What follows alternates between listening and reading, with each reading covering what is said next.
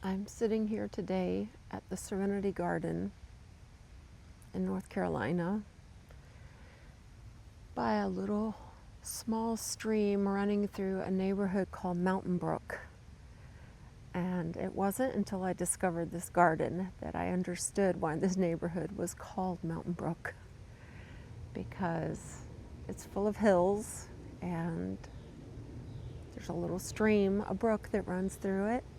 And I can oftentimes imagine what it must have looked like and been like with the first indigenous peoples living here and living more close to the land and the earth and being more a part of everything exactly the way it is without trying to control and manipulate it so much, but rather living from the gifts and the abundance of it.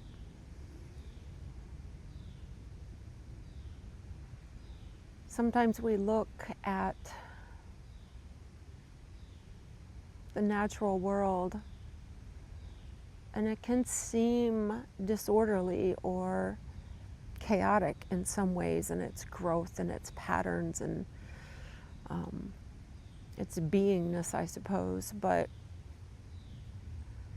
really there's so much order to it. It all exists without our control and without our grooming or manipulation, and has existed far, far, far, far, far before us and will exist far, far, far after us. And hopefully you won't hear these annoying airplanes someday. But I just have come here today to try to find, as the name suggests, some serenity from all of the intensity I feel in this city at times, and this life of going here and there, being in the car, moving my body at a speed that's unhuman on a daily basis, with lots of other people moving their bodies in a pace that's unhuman, and the intensity that that can create in our minds and bodies. And so I came here today to read and to study and to try to find some peace and serenity. And it's surprising how long it's taking me here today to really quiet down enough to be able to hear the Holy Spirit within me and to become attuned to this environment and to listen to it and to be taught by it.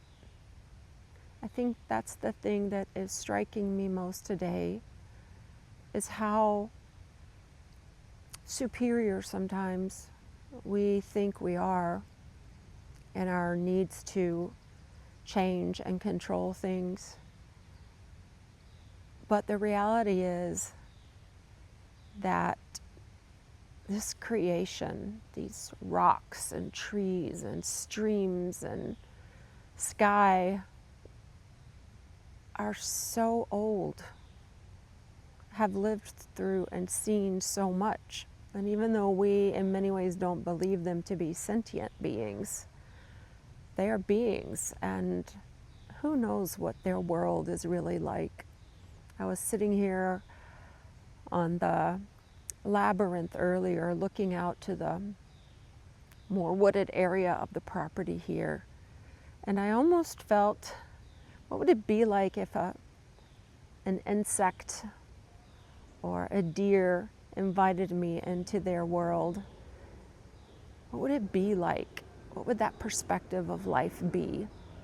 And how would it feel to be so interconnected with and receiving from everything that was around me? So I'm not really sure what I want to say in conclusion to all of that, but